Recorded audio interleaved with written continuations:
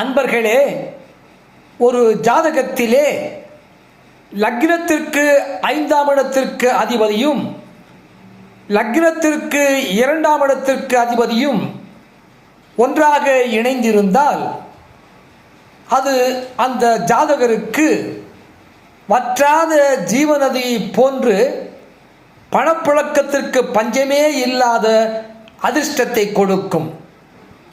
அந்த வகையிலே ரிஷப லக்னத்தில் பிறந்தவர்களுக்கு 5ஆம் இடமாகிய பூர்வ புண்ணிய ஸ்தானமாகிய கன்னிக்கதிபதியும் புதனே, 2ஆம் இடமாகிய பணவரவுக்கு அதிபதியும் புதனே. ஆகவே ரிஷப லக்னத்தில் பிறந்தவர்களுக்கு புத பகவான் 5ஆம் இடத்திலோ அல்லது 2ஆம் இடத்திலோ இருந்தால் அவர்களுக்கு பணப்புழக்கத்திற்கு பஞ்சமே இருக்காது.